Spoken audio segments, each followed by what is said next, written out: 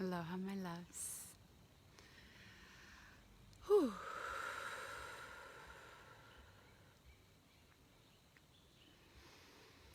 So I've been a bit MIA from social media the last couple of months. And I've been MIA because I've been doing some really deep, beautiful work with my family, with myself, what I call generational trauma healing. And I've now come back out of my cocoon, and I've been feeling very pulled to have this conversation with you guys. So I'm here to speak some really deep truths to you. So it may trigger you, you may feel uncomfortable, you may think this bitch is crazy, and that's okay. Because not everybody's ready to hear fully what I'm about to say. I think now perhaps people are more open as they are watching the unfolding of what's taking place in the world. As we're seeing the corruption that's coming to the surface, as we're seeing these deep, dark truths and secrets that we kind of knew all along were taking place in some way, shape, or form, but we were just choosing not to engage or understand or accept, right? So we're in this really beautiful, deep, deep time. This deep time of awakening. This deep time of remembering. This deep time of understanding that we actually have choice. And understanding that we actually create our reality. Reality is not circumstantial, like a lot of us believe it may be, like a lot of us have been taught that it is. The reality can actually be created by us, right? Because we're actually always making choices, right? We choose to go left. We choose to have that drink. We choose to walk into this place that may feel uncomfortable, or we choose to have an exciting day. We choose, we always choose. So then that means everything that happens to us happens due to our choice, right? So how about if we start making better choices? How about if we start allowing ourselves to be aware and then making choice based on the awareness that we have? How about if we can actually live a life where life is happening for us, when we feel life is happening for us, not happening to us?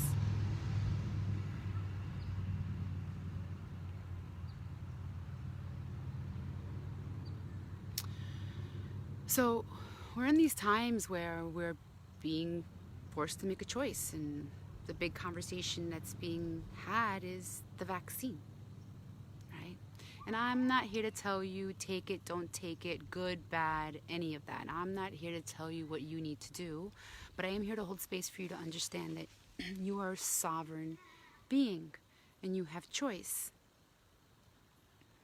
You can choose what you desire. You can choose what role you want to play. You can choose what reality you want to create. Right? We're all here in this time, on this planet, as spiritual beings in this physical meat suit, to learn deeply that we're here to choose. And the choices we make determine the reality we create. Right? And you're watching it. There's a huge divide taking place in the world right now. And that's okay. It's exactly as it needs to happen. Right? So if you're ever feeling like, what the fuck? So much is happening, and that fear creeps in, deep breath. And realize that this is all happening exactly the way it needs to happen. There's a deeper purpose behind all of this. And what's a deeper purpose? We're evolving deeply as human beings. We're remembering that we are sovereign beings. We're remembering that we are these conscious creators. And we're remembering that life is happening always for us. Even the good, the bad, and the ugly, right? The bad and the ugly happens for us to learn a lesson. If we allow ourselves to see such. If we don't, consequence. Right? So I'm going to be on here more often. I was MIA for some time because I was holding space from family in New York. My dad was quite ill for some time, and I did what we call generational trauma healing. I work with ayahuasca, I work with plant medicine, I work with nature. For those that speak Spanish, yo soy una curandera, chamán. Yo trabajo con la tierra, yo trabajo con el aire, trabajo con el sol, con la luna, to bring healing energy for those that give me permission, right? To hold space for them, to be a vessel for the information to come through. Like I was just in Joshua Tree with two of my very dearest friends, and we're doing this beautiful photo shoot, right? And Joshua Tree is super energetic. For those of you that have not been there, and for those of you that want to get a taste of what energy is, just make your way to Joshua Tree. It's beautiful, impactful, amazing. And it was fascinating because we're sitting in the back seat, she's doing my makeup, and 1 second to the next, I felt this kind of like a susurro, like a whirlwind in my heart, in my chest, right? So I'm checking in to my friend, and she felt suddenly sad. And because I'm tapped in, I'm tuned in, right? Because I'm aware, because I do my daily practice every day of meditation, grounding my feet in the earth, because I disciplined myself to recognize that putting my oxygen mask on first is priority, right? I can't help the next until I help myself, right? We're always so quick to help everybody else and put ourselves last, right? What if I tell you that's not the way it needs to be?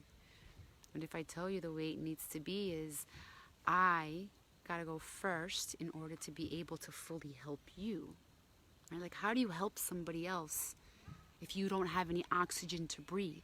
That's where you put your oxygen mask on first, right? So because I'm aware, I'm feeling what she's experiencing, and I just suddenly became a vessel. I became a vessel, and information was streaming through, and I don't really understand or recognize what's coming through, and that's okay. You know, other psychics and healers, and they have connections to certain star families or ancestors, and for me, it's not of importance who it is that's coming through. For me, it's of importance that I'm just holding space for the individuals in front of me that's requesting the healing, right?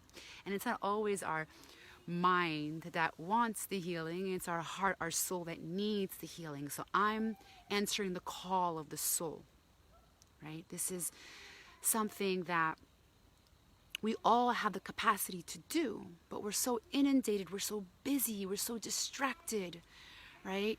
We're not putting ourselves first. Meaning we're not putting our oxygen mask on first so we can help the next, right? So I'm having this experience with her, and this beautiful rush came through my body, and all of a sudden she felt this explosion, like she felt like her heart exploded, and this complete opening, and she just cried deeply, deeply, deeply. And it was this deep, deep cry of just old shit coming up. Old emotional trauma, fears, right? Worries, anxieties coming up.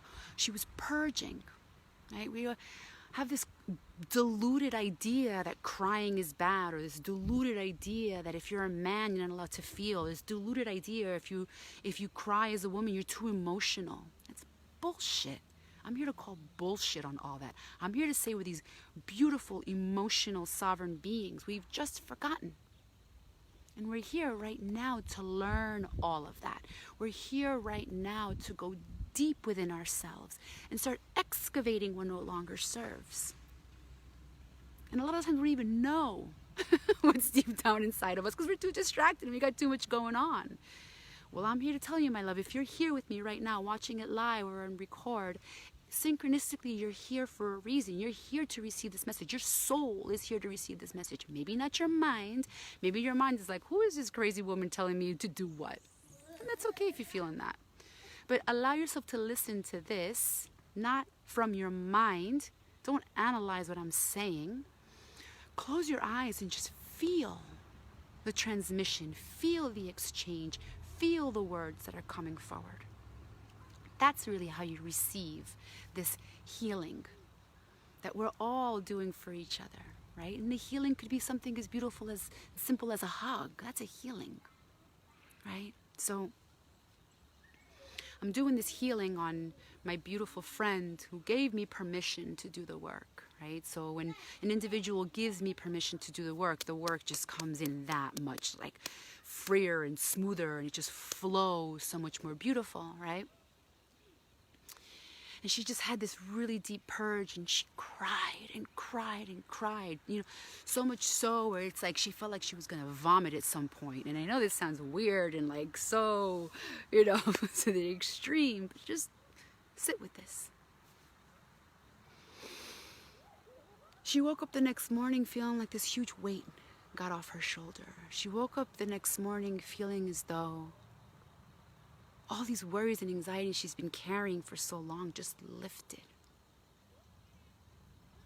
And I didn't do anything. I just held space for her. And she gave me permission to hold space for her. Right? So if you're on here, my loves, and you're listening to this, I want to give you a tool. I want to give you a tool that if you allow yourselves permission to practice daily, you can allow yourself to get to a space of being in full awareness and deep understanding of who you are, not the mask you've been wearing all along. Because we do it. We all do it. And if you say you don't, you're lying to yourself. And we all lie to ourselves, right? Right? And that's okay, right? That's totally okay. It's not about bashing ourselves, It's about recognizing, oh, here I am, lying to myself again. Oh, here I am again, wearing this mask and being this certain person that I'm not really, because maybe I have to impress the boss, or maybe I have to impress the wife or the husband or the father-in-law or whoever the case may be. And a lot of the times we're doing this unconsciously, right? But if you meditate, if you do this practice, right? And meditation does not mean, oh, I'm on top of a mountain. I'm going to teach you meditation in the mundane, something you can do every day while you're on the toilet, while you're brushing your teeth, while you're washing dishes, right? Even while you're driving. That's fascinating.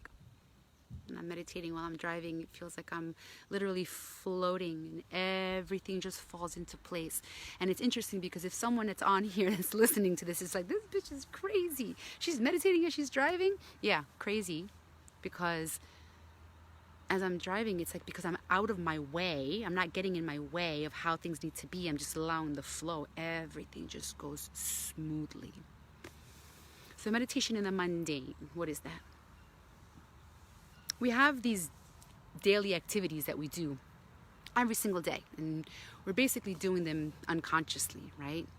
Like, you ever notice that your morning routine went through and you don't even remember what you did because it's just so automatic? You put on the coffee maker, you go to the toilet, you take a shower, you wash your hands, you wash the dishes. These are mundane activities that we all have to do. It's part of our daily lives, right, as human beings.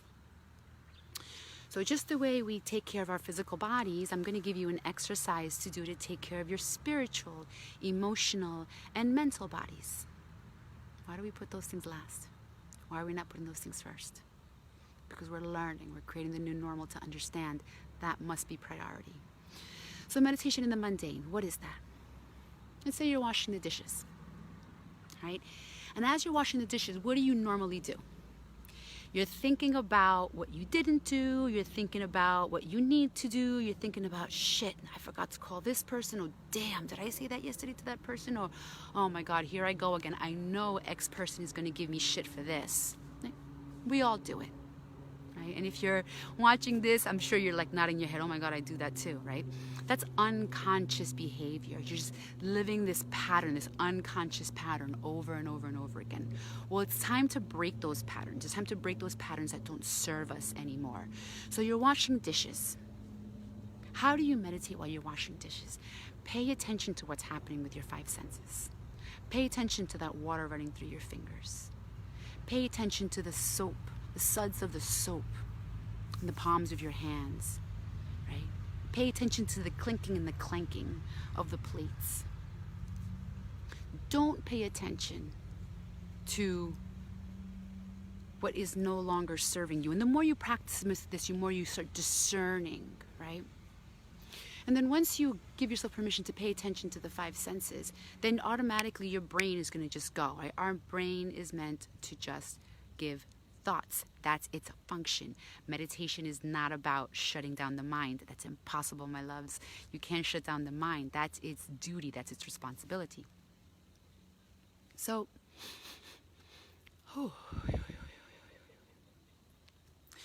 so as you're washing the dishes, you're watching the stream of consciousness play out.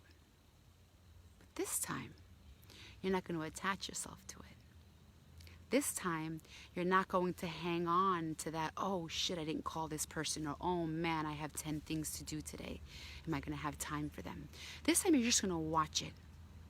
Right? You're just going to watch the stream of consciousness, and you're going to put it on a cloud, one thought, and just let the cloud go, right? Because everything is temporary. Nothing is permanent, right? And you just watch it go. And the more you practice this exercise of watching your thought process, just watch your thought process, just enter and exit, not getting attached or connected to what it is that you're thinking. The more you practice this, the more you realize, oh my goodness, I am not my thoughts.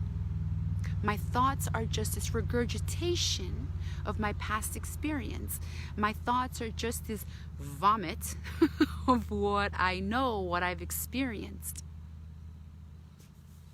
My thoughts are not me, unless I choose them to be me.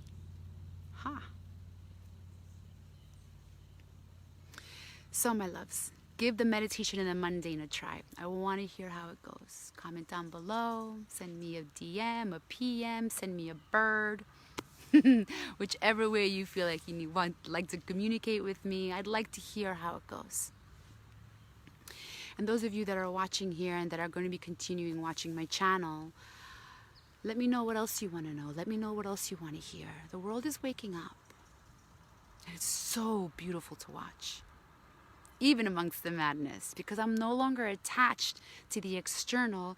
I'm no longer attached, aloha my sweet Tarifa, because I'm no longer attached to the external. I'm living from the internal. I'm living from what feels juicy for me, not from what others have been dictating are good or right for me. So food for thought. Sit with that. Give the meditation and the mundane a practice. I love you. Aloha from beautiful Ojai, California.